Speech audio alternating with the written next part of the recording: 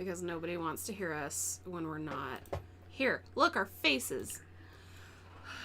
I kind of wish I had a pink bra on now, too. We can't all be... They don't make pink bras in my size, though. I don't think I'm convinced of it. Like, at all? I don't think you can get... Well, I mean, maybe if you go to, like, Frederick's or something. Actually, I was going to buy that one bralette that was pink. And it was my size. Yeah. But that was literally one. Anyways. Life sucks sometimes, doesn't it? Yes, it does. Probable cause affidavit. Okay. Because it was sealed. Are we muted? Are we starting this thing? Oh, we're making sounds. We were talking about bras. Okay. Did we stream our talk about not being able to find pink bras in my size? We did. Now everybody knows. Okay, well, if maybe you know, later the people can guess. I was going to say if... guess my bra size. Or if you know where to get pink bras in her size, let us know. Well, first you got to guess it right, because I'm not going to tell people that on the interwebs. It's fair. So what? Last time we were discussing... your phone. Okay. Last time we discussed the fact that Chatty Daddy, if you will... Yes, Chatty Daddy. Got arresticated. Chad Guy Daybell. Guy. Who gives their kid 2 one-syllable names? Chad Guy. And I just questioned, are they both actually one-syllable names? But they are, right? I think so, yeah. Chad Guy. Chad Guy. Mm-hmm. Yeah, anyway. And a 2-syllable last name. 4 syllables altogether. It's magic or something. There's got to be some weird religious science behind that. Oh, gross. Right? At least he's not Chad G. Daybell or C. Guy Daybell in here. That would hurt me more. Oh, I wish. Oh, gosh. I legitimately wish that he had published under the name of C. Guy Daybell. Oh, fuck a duck. No wonder he didn't make it far in the Mormon church. He didn't go by his first initial and middle name. He didn't do it right. He didn't follow... Can you imagine Apostle C. Guy Daybell? No. Okay, it's awful. We went down a horrible road. So in case people don't know... Let's get back on track here. When you commit felonies and you get arrested, they need probable cause. Right. So you get this thing that the judge signs saying, yeah, fuck you, or... And then there's this thing that gives you details. Yes. And because... That's the probable cause affidavit, my friend. Because Chatty Daddy's crimes and situation is, complicated, shall we say? And felonious. Felonious. They sealed it, so you couldn't see it. And then today, because I'm a creep, I discovered it was unsealed about 16 minutes after it was unsealed. Mm-hmm. And so now we have it, and we're going to discuss it. Yes. Because of a news station. Do you know the name of the news station so we can provide the people with a link? Not right now off the top of my head. A news station released it. Yeah, because they paid for it, and then they put it on the internet so we can all read it. Yes. Anyway, so this guy... I love Idaho's public information laws. So they're the best. Detective Ron Ball submitted this. Blah blah. He's a detective and he's experienced. He's certified. We don't need to read his training. I trust that he's trained. We all know his training and experience has led him to believe that these crimes were committed. He respectfully asked the court to take notice of this affidavit in Madison County, case number blah blah blah. Since November 26th, Rexburg Police has been involved in searching for J.J. Vallow. And Tylee Ryan, Lori Vallow's misplaced kids. Yes, the misplaced children, which we now know, because it has been confirmed, they were the human remains found on Chad's property. Yes. C. Guy Daybell. C. Guy Daybell. C. Guy Daybell run. Brother C. Guy Daybell. C. Guy Daybell. C. Guy Daybell bury holes. I am done. So he's been charged with 2 counts of No, that's Lori. That's Lori was charged with 2 counts of destruction of evidence. Or no. Desertion of minor children. Got this all confused. Yeah, a pile of misdemeanors. We all know that. We know Lori's charges. I think we can skip Lori's charges. So on February 20th, 2020, when Lori was arrested for her felonies, apparently this detective was there. Cool. And Chatty Daddy was... I hope he's the good-looking one. hope so too. We must investigate. We need to find out who the good-looking man was who escorted Lori Daybell back from Hawaii. He did say he was at the arrest, so there's a good chance. Oh. Anyway, Chatty Daddy was in her hearing, and now we know why he kind of looked like a smug fuck, I think. A little bit. Sitting there like... And we know why she was giggling like an asshole, because she was being charged with felonies that weren't fucking murder. Right. So, since Rexburg Police was helping the FBI and every other law agency possible find them, we all know Tylee was last seen on September 8th in Yellowstone, and JJ was last seen on September 22nd. Yeah. In Rexburg. It's all good. Okay. I think... Yeah, okay. Blah, blah, blah. Alex Cox, her brother, resided in the same place. How convenient. Why, it really is. This is where it gets good. Point number 8. Point number 8. Ocho. Lori Vallow's close friend, Melanie Gibb. You should watch her interview with East Idaho News. She's been cooperating with law enforcement. Which is wise, because... Yeah.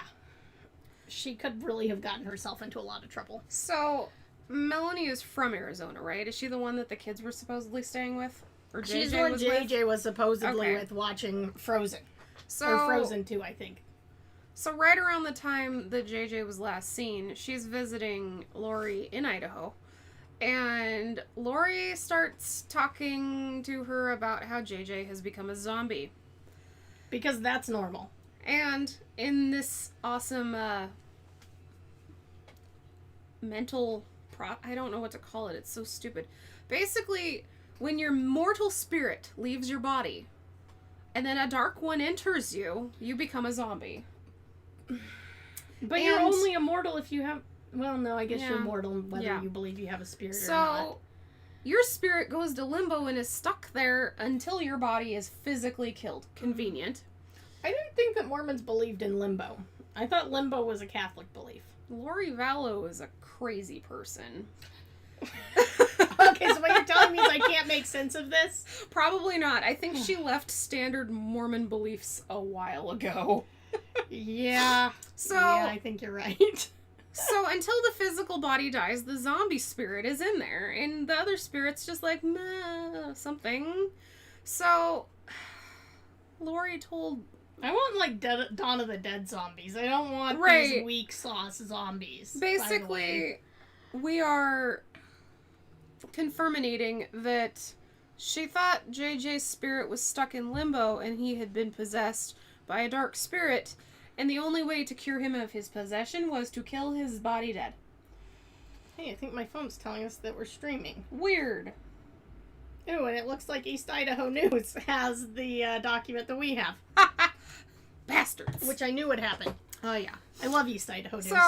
So back in September, we find out. Melanie finds out. JJ is a zombie. Thanks for keeping us on track. I'm a little distracted tonight. You know, I'm just pissed off, so.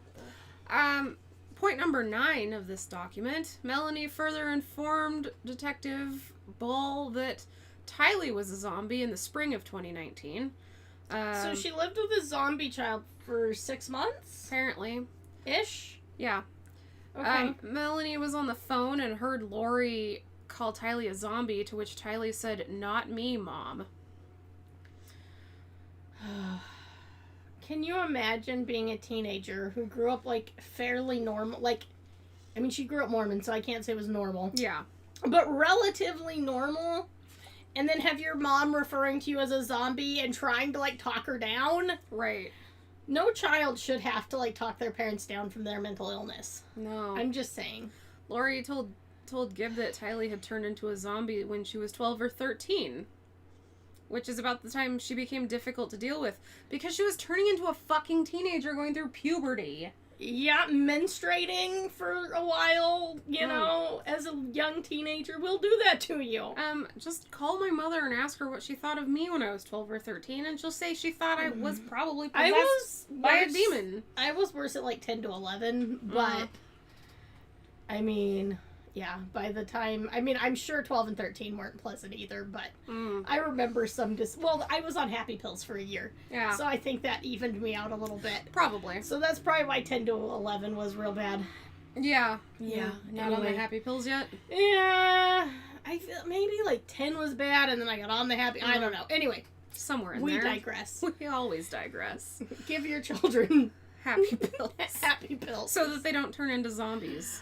You know, I had some real issues. Yeah, well. I mean, I don't know. Some people, I mean, I was a pretty good kid. But you don't have Lori Vallow issues, though, so you're true. normal as fuck in That's comparison. True. I've grown into a pretty normal human. Yeah, you're not in this document. Not yet. Melanie Gim further informed me that she was told by Chad and Lori that they had the religious belief they were part of the Church of the Firstborn, and their mission in that church was to lead... Wait, back up. The 144,000. I think there were other Mormon crazies that thought they were members of the Church of the Firstborn. Well, I think that belief is what actually brought them together. Because they share this cuckoo for Cocoa Puffs belief. Oh, and weirdly enough, they also stated their mission was to rid the world of zombies. Like the ones both of her children were. I want Dawn of the Dead zombies. I don't want possessed people. It's not fun or funny in any way. It's just dumb. Like, why? If you didn't want your kids, give them to somebody else. Well, it's not verifiable. Right. I mean, obviously these people are not concerned about science. I mean, if I was Lori Vallow, I could suddenly become convinced that you're a zombie and then kill you to save your spirit from limbo. Probably not going to do that, though. Thanks, I appreciate it. That's what I can do. You're a good friend. Where are we at here? Number 11. January 26th, 2020, a search warrant was served on Chad and Lori in Kauai, where they were living, and on their vehicle. I read living in their vehicle, you know. I'm assuming it was both, because it says where they were living and on their vehicle, so... Right. So, weird. There's no children in Hawaii, and no evidence to suggest children had been there. Well, because now we know they weren't there at all. And we also know that their children were dead before they got married. Yeah. Which is a little, messed up. Anyway. She seemed awfully happy to have 2 dead children at her wedding, by the way. Yeah. Now that's a little weird. Yeah. But then if she thought she was saving their spirits from limbo or some shit. How could she have really believed that, though? Like, I don't know. I don't know. I can't with these people. I know. We're both a little fired up, if you couldn't tell. So, we all know that when Lori moved to Rexburg, she stuck JJ in elementary school. And then, like, yeah, that does that. Oh, okay. Very soon after, JJ was not at school, and then Lori's like, he's gonna be homeschooled. He's gonna go to Louisiana, be with his grandparents. Which we know for a fact was a total crock of poo-poo. Poo? Duty. Dookie. Caca. Yeah. Excrement. Fecal matter.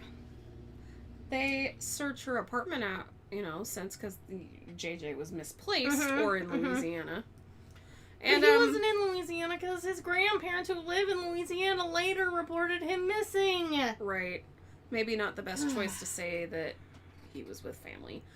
But weirdly enough... We've been over this, though. I don't think she's smart. No. I think she thinks she's smart. She wants to be smart, real bad. And if you're homeschooling your child who's also autistic and has individual learning needs, you might have fucking homeschool materials in your house, but there were none. And he was, never put in any other school. So... Well, and unfortunately, Idaho's laws regarding homeschooling, I think, are pretty lax. Yeah. So, it would have been a while before that route came around to check on it. Yeah. So, last time Tylee was seen is in photos from Yellowstone, and she was there with her crazy mother, her little brother, and Alex Cox. Her uncle / mom's henchman. Right. Now, okay, this part really bothers me because I'm pretty sure that she was either killed Yellowstone adjacent or as soon as they got home. Right. And she looked legitimately happy in the pictures at Yellowstone. So, like, I feel like this poor girl had no clue what was coming. Was like, ooh, we're out having fun. My mom's being normal today. And the next thing you know, Alex hits her in the head or something. I don't know. It's just disgusting. Like, so they established all this because they know that they were in Alex's truck, and then they used, like, cell towers in Alex's phone to figure out where they were. Yeah, they got some real technology in here and did a lot of triangulations involving Alex Cox's phone.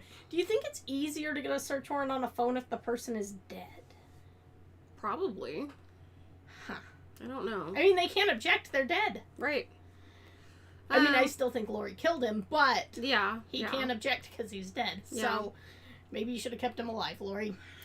So then it explains the CAST system cellular analysis survey team. Basically, GPS data, and it's highly accurate and can place the device within a 6-meter radius, which is pretty awesome. So his phone did enter Yellowstone. His phone appeared to be at Buckaroo's Barbecue Grill in West Yellowstone. Sounds yummy. I know, right? Cox then returns to Rexburg, and the phone is then at Lori's apartment. Until 9:35. And then he goes to Maverick for 10 minutes. And then he went back to the apartment. And then he went to his own apartment. I refrain from going to Mavericks at all costs, but that's a whole nother story. I won't tell people my horrible Maverick experience. So on Monday, September 9th, aka the day after Tylee was last seen. Yes. Cox's phone was at his apartment. Exactly at 12 a.m. Yeah, 12 a.m. to 12:44. However, between 2:42 a.m. and 3:37 a.m., he went to Lori's apartment, where Lori lived with her children. Okay, I'll read the next sentence. This is significant, not only because he is there in the middle of the night, but also because this is the only time in September he appears to go over to Lori's between midnight and 6 a.m. So it's not normal that he's going over there at 2? So, like, he doesn't go over there every time she has a nightmare. No. He's not going over there to be the big spoon because she's scared. Right. Oh, God. Yeah. You had to make it incestuous, didn't you? I mean, I think it might have been, but that's purely my speculation. Yeah. Why else would he kill people for her? I mean, I love my siblings, but I ain't killing anybody for them. That's a whole nother level. I wouldn't even bail my siblings out of jail. Yeah. I mean, I only have one sibling so far that's been a potential issue with, but that's beside the point. Then he goes back to his own apartment until 9 a.m., and then 20 minutes later, he happens to be at Chad Daybell's residence. Okay, so he stays... Oh, God. I've had a revelation. Not a religious kind. Just an epiphany of my own making. So, Lori poisons the child. Finally had enough and poisoned the zombie. Roughly dinner, late, evening time snack, right? So then midnight, the kid's foaming at the mouth or something. Right. So she calls Alex to come help clean up and get everything contained. Right. And then in the morning, at a reasonable hour, he goes to Chad's and says, Chad, we need to dig a big hole. A human-sized hole, if you will, and... you had that job as a grave digger once upon a time. Oh, wait. I think you could help me with this. Chatty Daddy knows how to dig graves. If you want to marry my sister again, like you were married to her in a previous life, you're going to help me. God. And then it gets cringy and I get sad. Do you think they were having creepy three-ways? Oh. Ew. I should stop. People are going to, Eiffel Towering Lori? I'm going to pretend I know what that is so you don't make me Google it. Well, one in the front, one in the back, and then you high five. Oh. Pretty good. Why do I know these things? I don't know. There's things I know that... Yeah, I didn't want to know. So, at 9:21 a.m., the GPS reading places him behind Chatty Daddy's home near the east end of the barn. I'm not entirely sure, but I think that might be where they later dug a hole after somebody else dug a hole and filled it in. Seems suspicious is all I'm saying. Alex's phone was still there between 10:39. At 10:47, it shows he's in the city of St. Anthony. Well, yeah, you gotta stop and get lunch when you're digging a hole by hand. No, he did. He at 11:52 he went to Del Taco. Oh. And then he went home and spent the rest of the day in his apartment because he probably had to shower, do his laundry, any type of other anything. Okay, so 10:50 cox right. Is that long enough to dig a hole? Did they have heavy equipment?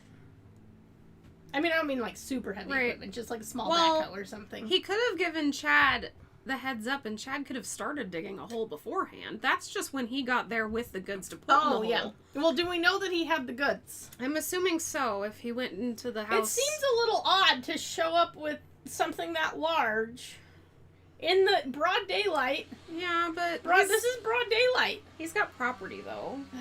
Yeah, but it's not like here where you have property and there's trees. I know. You've seen the property. But they're also not smart. Shit, you're right. They're not smart. So after you bury a body, apparently you get Del Taco. Good. I don't eat Del Taco. I don't either. I got some sort of chicken burrito there one time and got breakout all on my lip. And I'm like, either people were not properly handling food or I'm allergic to something in Del Taco. That's alarming. I'm hoping for allergic. Not stirring the chicken with their arm. Had to bring that up, didn't you? I did. Ugh. I would just like to say, when I worked at a pizza place, not once did I ever stir the sauce with my arm. That's my point. Don't you have giant spoons to stir the sauce? Yes, giant spoons that fit in the bucket of sauce. Anyways. We digress. Once again. So, we could do a whole episode on our food issues that no one would watch. Right. Okay. June 1st, 2020, Detective Ball here was informed by Special Agent Ricky Wright. Oh my god. How is he not... That's a great name. How is he not in movies? Ricky Wrong would be better, but... Special Agent Ricky White of the FBI. So, they've been examining dear dead wife Tammy's phone. Tammy... I'm sure they killed Tammy too, and that makes me sad. Me too. So, this is creepy. This'll be fun. So they had a conversation with her husband on September 9th, which is... Daybell. Guy Daybell. When, the day after the last time Tylee was seen and the day that there was hole digging, probably. Yeah. So we'll just read this conversation. Well, and was she, somewhere else, or was she home? That's what I'm wondering, but... Okay, so... I will be Chad, even though you only get one small part. Okay. So, Chad to Tammy at 11:53 a.m. Well, I've had an interesting morning. I felt I should burn all of the limb debris by the fire pit. Ew. Before it got soaked. I feel like he's talking about human limbs, so he's not technically lying. Why? Because he doesn't want it to get wet when it rains soon. While he did, he spotted a big raccoon along the fence, and he hurried up and got his gun. And just reminds me of the dead raccoon on the freeway. It smells. Yeah. I got close enough that one shot did the trick. He is now in our pet cemetery. Fun times. Gonna shower now and then go right for a while at BYU. Love you. Good for you. I like that she doesn't respond until 2:47 p.m. I feel like at this point she's tired. I mean, I want to hope. Obviously, I don't know what was going on in their home. But, she's got to have a clue that he is having marital relations with someone he's not married to. That's not her. Right. So, I like the good for you exclamation point, because I'm a sarcastic asshole, and I would send that if I was annoyed at someone. Right. Good for you. I'm so proud of you for shooting a raccoon and burning some limbs, psycho. And then Chad replies at a minute later, because he has nothing better to do than look at his phone all the time. I don't know. I'm back home now. So he's now established burning limbs. Which I'm pretty sure were human limbs at this point. And shooting a raccoon, which he then buried in their pet cemetery. But, okay, yeah. If I shot a wild raccoon Which you're not going to see a raccoon out at noon because they're nocturnal. Yes. Unless it's dead on the freeway and you well, drive yeah, by it then every you day. see it every day. Luckily, going home, I don't have to see it. Yeah, no. I mean, I could if I really wanted, but Yeah, I don't look over there. You'd have to strain. Okay. Seriously, people? Are we about to get murdered? I found the text suspicious because raccoons are normally nocturnal animals and not out during the day.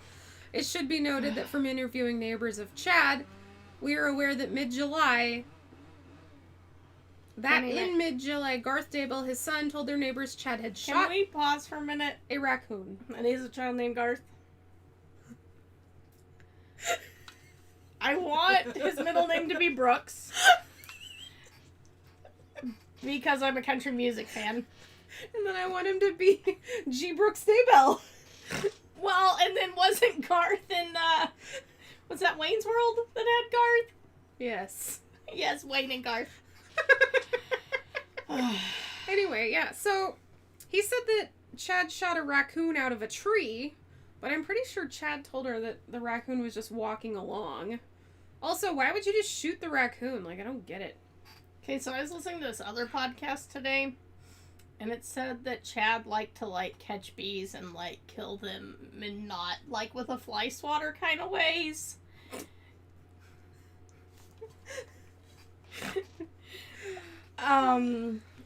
I wonder if he has the other things that, you know, the McDonald's triad that make you a serial killer. The bedwetting, animal abuse, and I can't remember the other one. Oh, yeah, yeah.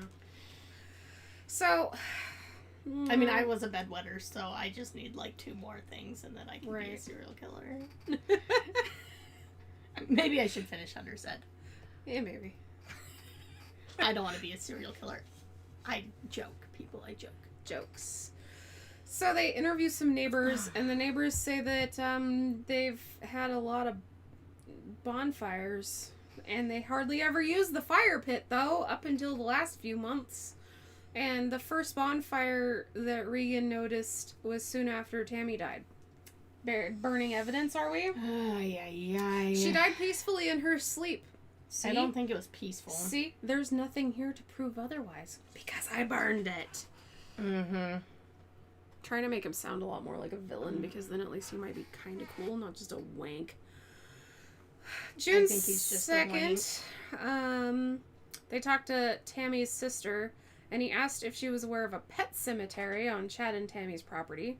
She informed him that she was aware of the pet cemetery, and that both she and Tammy were pet people and they both had pet cemeteries. When asked the location of the pet cemetery, she stated it was in the east. It was east of the Red Barn near the fire pit. Huh. Convenient. On June 4th, I spoke with Samantha, and she informed me she was aware of the location of the pet cemetery because Tammy had shown it to her. She was then shown an aerial photograph of the Daybell property, and she pointed to the same area near the fire pit where Alex's phone pinged on September 9th, 2019. The above facts establish that Alex Cox appeared to be at the Daybell property on September 9th, 2019 at least 11:39. Chad sent the text to Tammy about burning debris and shooting and burying the not nocturnal raccoon in the pet cemetery only 14 minutes later. Because he knew, he's like, I've got to explain to my wife why I'm digging and having a fire. Mm-hmm. The pet cemetery referenced by Chad is located at the same location as most of the pings on Alex Cox's phone on September 9th of 2019. I'm really afraid we're gonna get killed by a serial killer with a chainsaw. Ugh. On June 3rd... Why couldn't they do this during the day? I don't know. They wanted to What wait kind until... of sketchy... They've got sketchy people doing, like, log work around here. Because on Sunday, they were pulling up those roots in the park. So, anywho. Ooh, did someone chop their leg off? I don't hear enough screaming. I don't know. I heard a bit of a noise that was human. Anyway. June 3rd, they interviewed Melanie Gibb and her boyfriend in Pleasant Grove, Utah. I almost said UT. I don't know why. I'm a little disturbed that woman has a boyfriend. They discussed in depth the weekend of September 22nd, 23rd. due to the fact that both Gibb and the boyfriend stayed with Lori, and it was the last time JJ was seen. Did they stay in separate rooms? I don't know. How many rooms is in this effing apartment? I don't know, but... Premarital associations. Frowned upon. Anyway. Frowned upon. We should probably send this affidavit to her stake president and her bishop. Get her excommunicated. So, soon after she goes to visit, Lori told her that JJ is a zombie and pointed out behaviors such as sitting still and watching TV, claiming JJ said he loved Satan. I almost said Santa. And an increased vocabulary. An increased vocabulary is evidence that JJ is now a zombie. Melanie observed JJ's behavior to be the same as it always had been. So Lori was trying to, like, gaslight her friend and be like, see all these weird behaviors? He's doing this and this and this. See, don't you see it? See? Oh my god. My elementary age child is sitting still watching TV. It's weird. The fuck? The last time they verifiably saw JJ was on the night of September 22nd. It was late. The boyfriend said JJ was acting up, so Alex took JJ to his apartment. Oh no. When Alex returned later that night, he was carrying JJ, who appeared to be asleep, with Alex's shoulder... head on shoulder. Yeah. Warwick specifically remembered this because he saw it as a tender moment. Was it a tender mercy? Please, dear God, let the child have still been alive.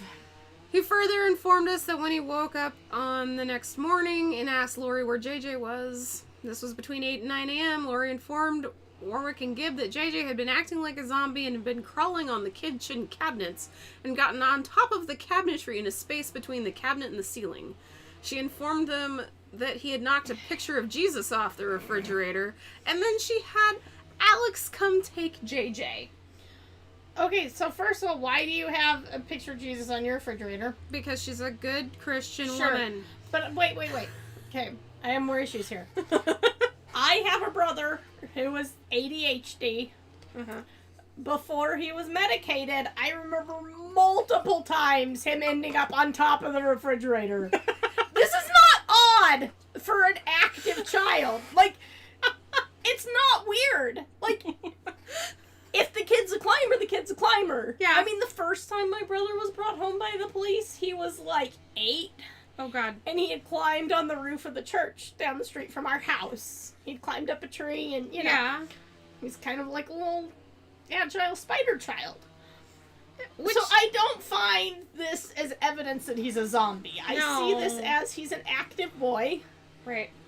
Who maybe needed to go out and play on the jungle gym and some more. And his mom clearly is not equipped to handle his behaviors. No. And he climbs on things. That does not make him a zombie. Okay. Sorry.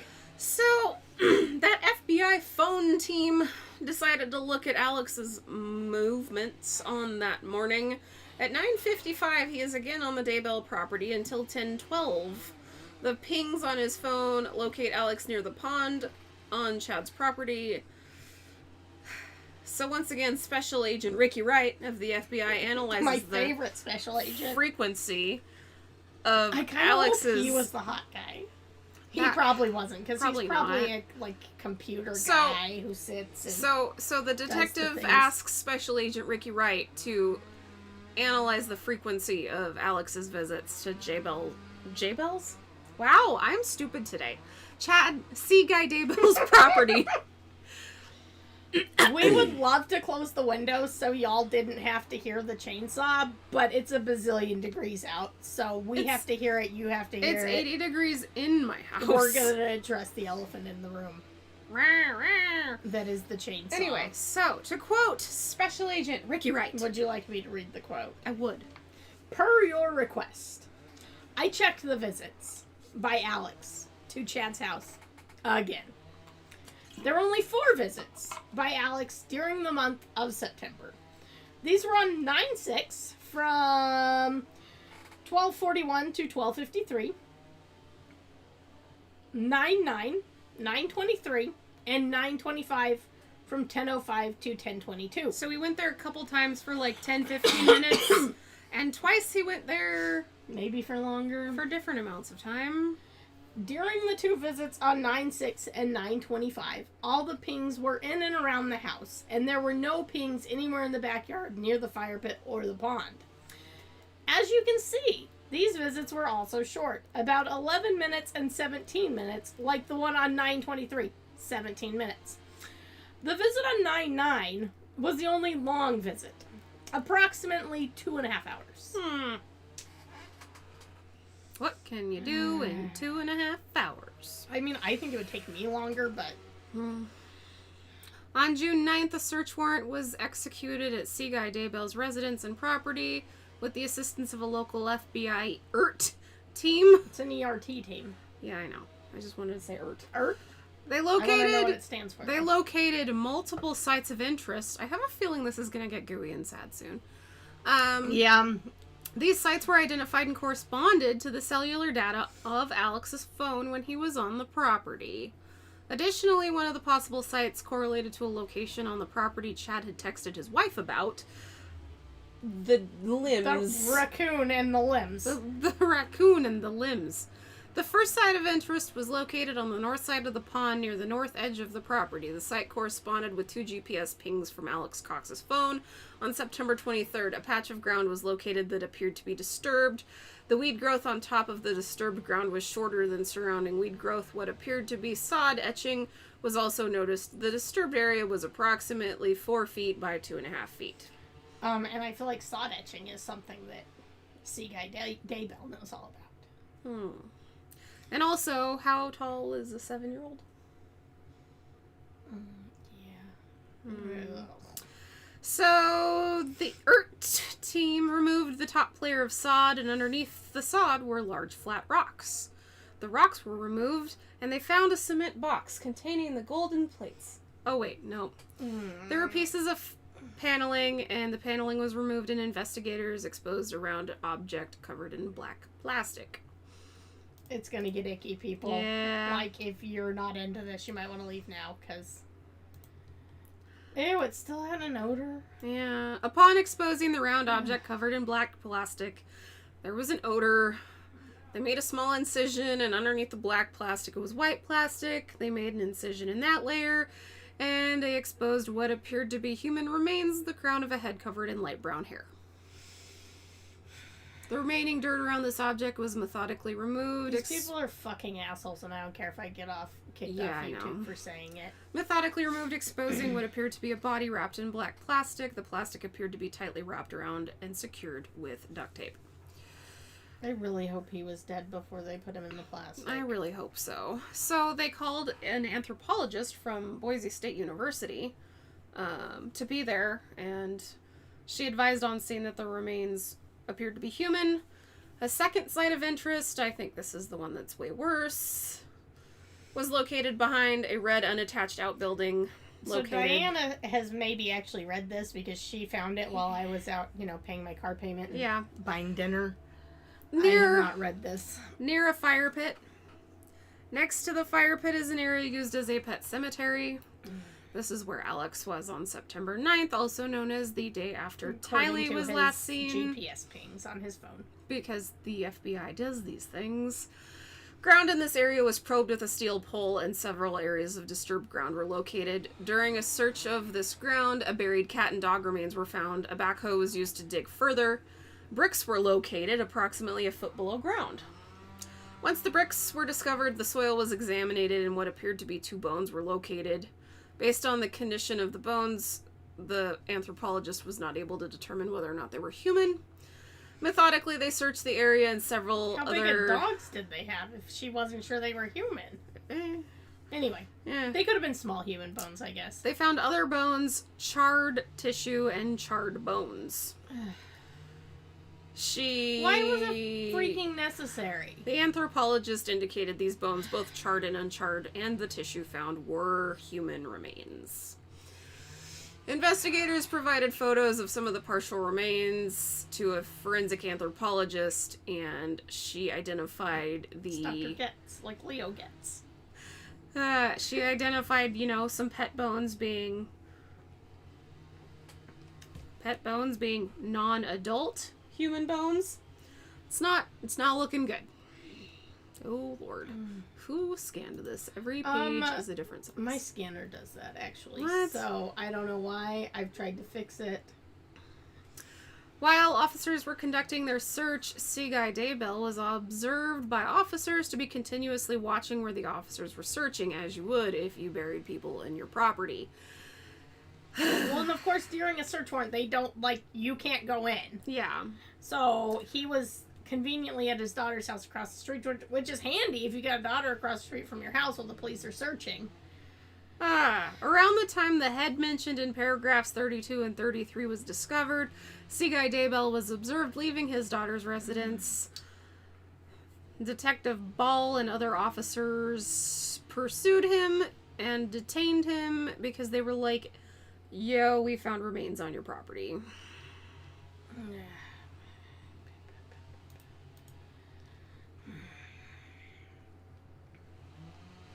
Is this the same thing over again?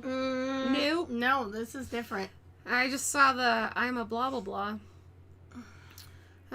So same thing again, missing kids. Lori's crazy. Nobody had seen JJ since September. Oh, this goes into how Alex probably shot at her niece Melanie's ex-husband. Oh, Melanie. I don't know that I want to do a deep dive into that. Yeah. Hawaii. Oh. Charles Value was shot on July 11th by Alex. Lori Vallow is now married to Chatty Daddy. She died on October 19th, and they got married 13 or 14 days later? Approximately 2 weeks later. On November 5th. Oh, yeah. There you go. In Kauai. In Hawaii. Hawaii. Hawaii. The children, of course, were not in the photos because we know now they were dead and buried. Mm-hmm. Ugh. So, can't they charge them with, mutilation of a corpse or something? I really hope so. I hate this freaking guy. November 26th, they go to the apartment. So Alex's apartment is completely empty and vacant. Okay. Then they were like, hey, can you search for JJ? Because WTF. Yeah. Then they see Chatty Daddy driving a black Chevy away from the residence, and they stopped Chad and was like, hey, where's JJ? And he said he saw him in October. But wasn't this when he pretended that he didn't know Lori? Yeah, he didn't know. Who he's married to? Didn't know her very well. Oh, and then, Is he married to her at this point or no? I think this was in November.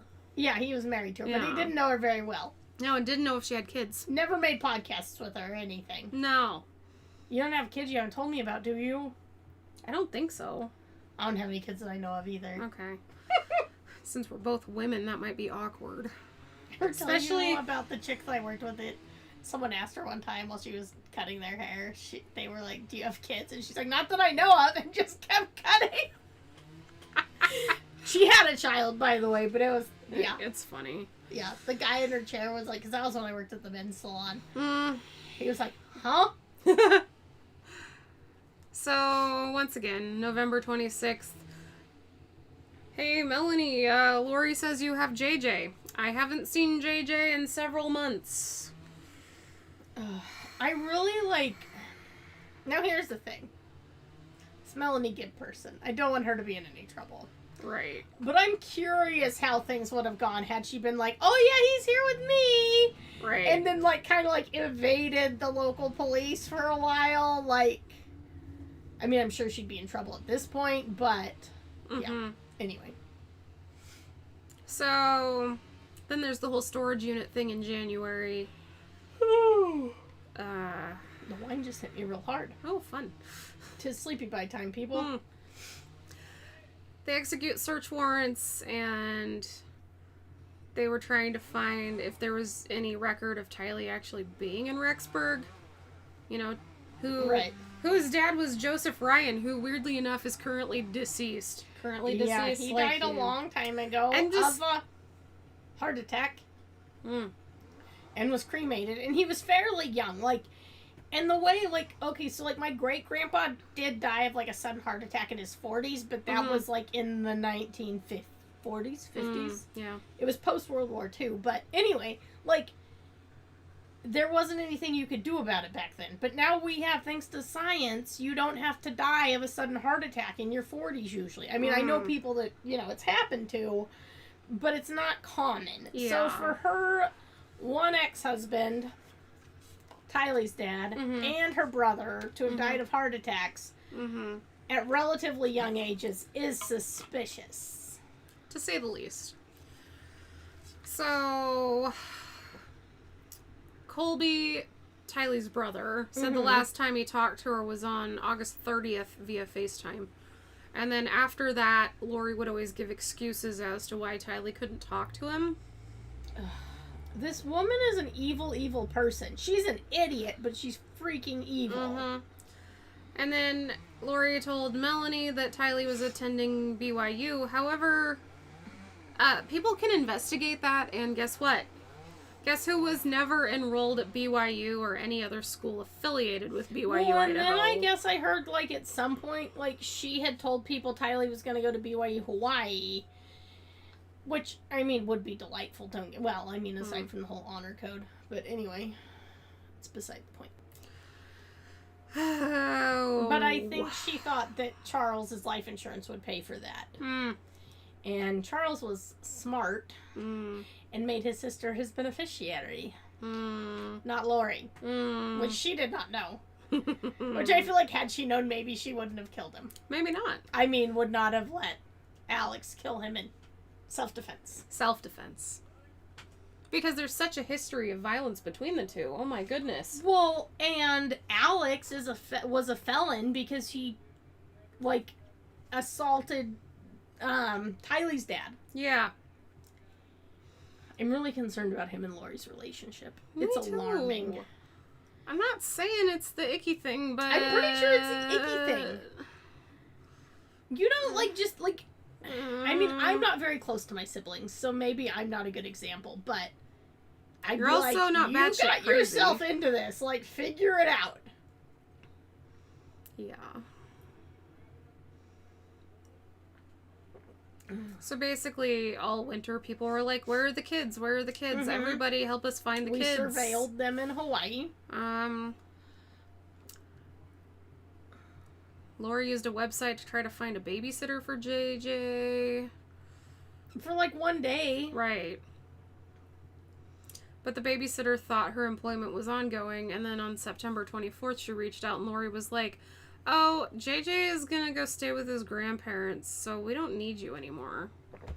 Well, and here's what she thought was, I'll tell this to this babysitter, and she'll be like, oh, okay, well, you know, I guess I'll find someone else to babysit for.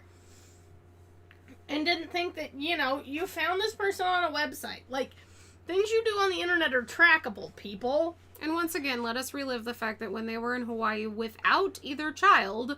Twice. They had their birth certificates, Tylee's debit card, JJ's iPad, another iPad that was logged into JJ's account, and all of JJ's school registration receipts. Like, maybe they thought they were fleeing the country but didn't realize Hawaii was in the U.S., and they were taking all of this stuff that they thought they might go looking for while they were gone.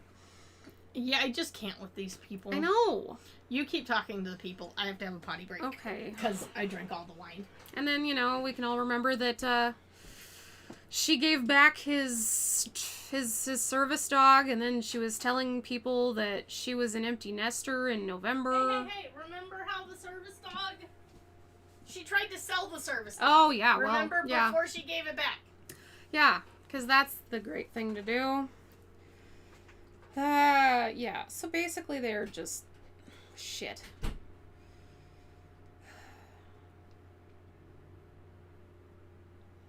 Lori Vallow is the legal parent and guardian of them. I just can't. Lori could never produce her kids because her kids were somewhere underground. I think that is all of the excitement. That stuff was actually from the February affidavit. So, essentially, The gist is that... I'm scrolling. It's a long scroll. The gist is that they discovered human remains in 2 locations on Chatty Daddy's property, which happened to be where Alex's phone was. So we can only assume Chad was involved and knew that Alex was digging holes, or Chad was digging holes and Alex was filling them.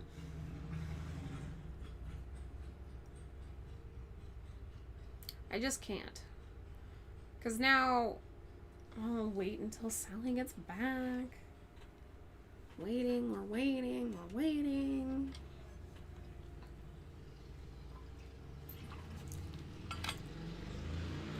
We're waiting. It's loud outside. Chainsaws.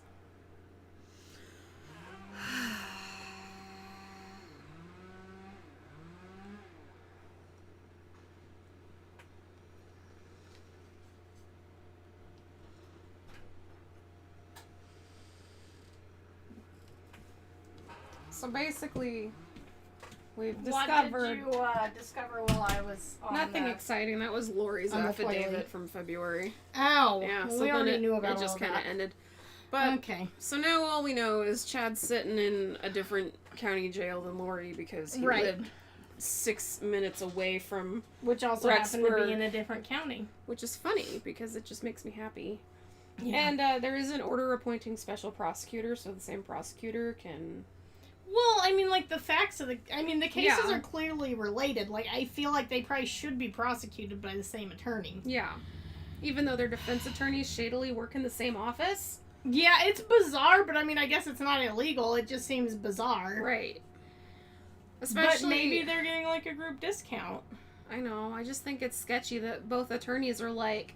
John Pryor, attorney at law, and the other one's like Mark Ermine's law office, yet their addresses are the same, including the suite number. Well, and they might be like, who knows, like, I don't know what that building is. I just don't trust it. But they might be in, like, I don't want to say strip mall, because that doesn't feel right, but, like, an office type scenario where there's, like, 6 suites in the building, and they're huge. Yeah. And who knows, their law office might have, like, 4 partners and 10 other attorneys. Like, yeah. I haven't researched this, but... So, Lori's other 2 attorneys that withdrew were from the same law office as each other. And then she sticks with the one attorney that happens to be in the same office as Chatty's. I'm just saying. I mean, it is an interesting... I feel like they could be working together... to help each other's clients help themselves or something. And, like, that does happen. We've told the people, right? We work for the courts. Yeah. Different county, same state, different county.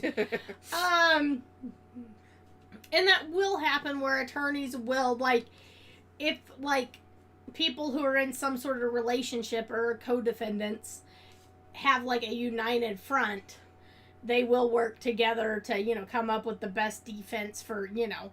Yeah. So it does happen. I haven't seen it where they're in the same office, but I mean, it would be convenient. Yeah. I just don't know why you wouldn't just have the same attorney. Well, and it's not like... Because here's the thing, like, if Chad and Lori don't see that it's a conflict, have attorneys in the same office, like, I think they're preparing to prevent a united defense. Which I think is basically Alex did it. Alex is crazy. It was Alex. It was Alex. But Alex can't say whether or not he did it because Alex died. Right. Totally naturally. Because he might have been poisoned also. Gosh. How many poisonings is that? I mean, these are my alleged poisonings. How many alleged poisonings are we up to, though? Like 6? Husband number 2. Uh-huh. No, that was husband number 3. Yeah. So husband number 3. Uh-huh. She couldn't poison husband number 4 because he wasn't living with her anymore. I strongly suspect that Tammy Daybell was poisoned. Okay, so that's 2. I strongly suspect that Alex Cox was poisoned. That'd be 3. I also think she poisoned the 2 children. That's 5. That's a lot of poisoning. Yeah. Well, and, like...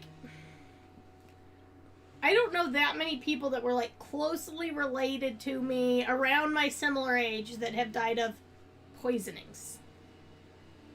Like, I mean, my assumed poisonings. Yeah. Yeah. Yeah. Also, Chad's case has an order to push his prelim out to August, so I was really hoping he'd just rush into it and roll over on Lori and be like, just kidding, she's f***ing crazy. But now I'm wondering if they're just gonna, go down with the crazy ship. I wish I hadn't made motel reservations somewhere else right after my birthday, because I was hoping that we could go watch his prelim for my birthday. I'm a worked human. So am I. I want to go to preliminary hearings for my birthday. I wonder if I mean, we can probably watch them. I wonder if the defense attorney will make it painful and the prosecutor will complain about it on the record. We can only hope. We can only hope. I don't know. Do you think prosecutors are sassy in Southern Idaho? I don't know. They have that. If it's the same prosecutor as Lori's, he's like that bald, tough-looking dude. Oh, yeah. I think he'd fight somebody. He doesn't strike me as sassy, though. No. He might have a sassy moments. Maybe.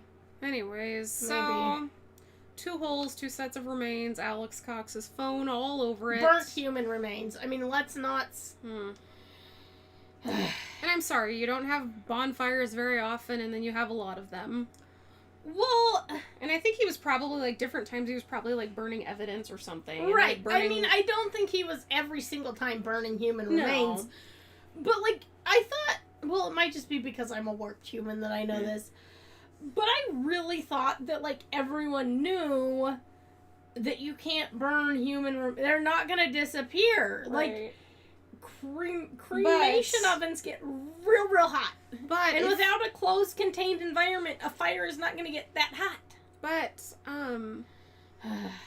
this was the hole the bricks were in, so maybe he was, like, kind of making heat or something.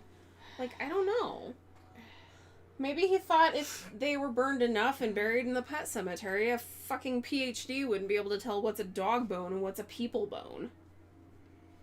Once again, manipulative, evil, not smart. Okay, so I was listening to this one podcast today. I don't remember what it's called. But apparently when Chad worked at the cemetery, there was a shed that kept getting left unlocked. And everyone thought it was him. But he said, no, this guy buried over here was a locksmith. He's been breaking into...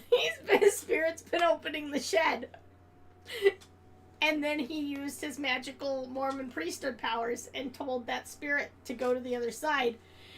And... the shed stopped getting unlocked? Yes. Because he started remembering to lock it. No, because the spirit stopped unlocking it because he let him go to the other side. Well, but, like, at that point, he's gotta lock the shed. Like, he blamed the locksmith ghost. Like, at that point, you have to lock the shed because you cast him out. That's my new favorite. Well, didn't cast him out, but told him to go to the other side or whatever. That's my new favorite chatty daddy idea. He blamed the locksmith ghost. Also, like... I mean, I'm a creep, and I take walks in the summer through the cemetery. So, like, I mean, there's some people that I've seen their headstones and been like, I should research this person. There's a headstone in one of the Coeur d'Alene cemeteries, and on it says, I told you I was sick. Well, there's this one in the cemetery close to our work. It's a lady who was a PhD. Says that on her headstone. I think I know which one you're talking about. And it says something like she did more for womankind than anyone else ever. Something like, I mean, that's not word for word. Yeah. Me and Kayla tried to Google her. Nothing? There wasn't a goddamn thing. The person who invented Mother's Day is buried in Spokane. Father's Day, something, I don't know. I think it's Father's Day. I think Father's Day started in Spokane. Yeah, I mean, Craig T. Nelson's from Spokane. Anyway. C. Guy Daybell. Yes. Should probably just shut up. Well, I mean, I appreciate his effort to researching the people buried in the cemetery. But... Shit.